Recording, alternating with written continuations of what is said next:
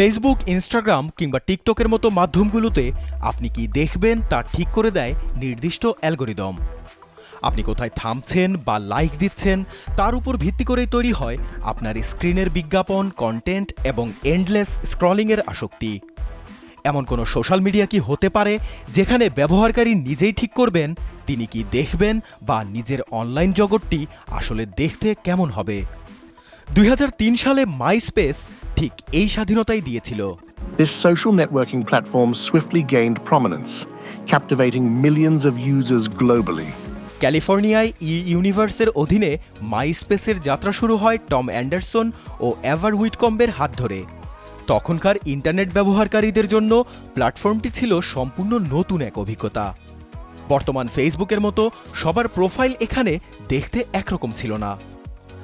HTML এবং CSS ব্যবহার করে প্রোফাইলের ব্যাকগ্রাউন্ড, রং বা ছবি একেবারে নিজের মতো করে সাজানো যেত, জুড়ে দেয়া যেত পছন্দের গানও। অ্যালগরিদমের কোনো হস্তক্ষেপ ছাড়াই এতে ফ্রেন্ড লিস্ট ও টপ ফ্রেন্ডস বেছে নেওয়ার সুযোগ ছিল। কে কার সেরা 8 বন্ধুর তালিকায় আছেন তা সে সময় তরুণদের সামাজিক সম্পর্কের বড় মাপকাঠি হয়ে দাঁড়িয়েছিল। শুধু যোগাযোগই নয়, প্ল্যাটফর্মটি মিউজিক ইন্ডাস্ট্রিতেও বিস্ময়ের নতুন দরজা খুলে দিয়েছিল।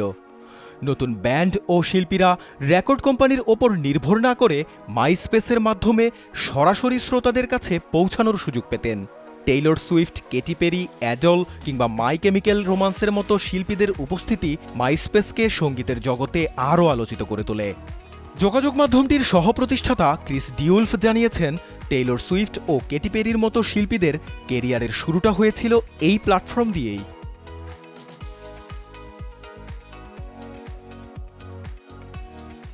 মাইস্পেসের এমন দ্রুত উত্থান বড় মিডিয়া কোম্পানিগুলোর নজর কাড়ে।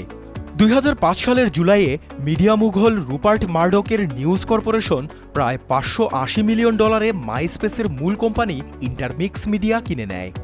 চুক্তির সময় প্ল্যাটফর্মটির মাসিক ব্যবহারকারীর সংখ্যা ছিল প্রায় 1,60,00,000।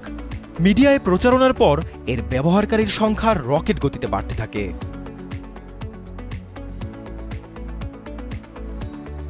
বিশাল এই তরুণ ইউজার বেসকে কাজে লাগিয়ে অনলাইন বিজ্ঞাপনের বাজারে শক্ত অবস্থান তৈরি করতে চেয়েছিল নিউজ কর্পোরেশন। অন্যান্য মিডিয়া ব্যবসার সঙ্গেও মাইস্পেসের বিপুল ট্রাফিককে যুক্ত করার পরিকল্পনা ছিল তাদের। শুরুর দিকে এই কৌশল বেশ কাজেও দেয়। 2006 সালের আগস্টের মধ্যেই প্ল্যাটফর্মটিতে প্রোফাইলের সংখ্যা 10 কোটি ছাড়িয়ে যায়, আর সে বছর এটি যুক্তরাষ্ট্রের সবচেয়ে বেশি ভিজিট করা ওয়েবসাইটে পরিণত হয়। এমনকি এক পর্যায়ে ভিজিটরের দিক থেকে তারা গুগলকেও ছাড়িয়ে যায়।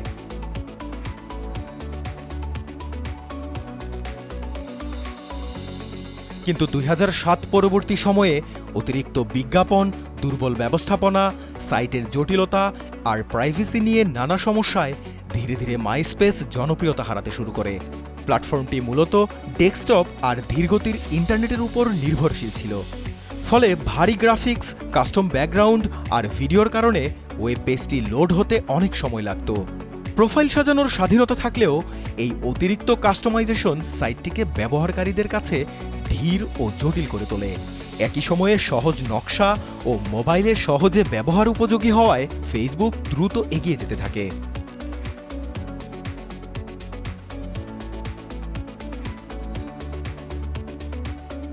2008 সালের দিকে ফেসবুক ব্যবহারকারীর সংখ্যায় মাইস্পেসকে ছাড়িয়ে যায়।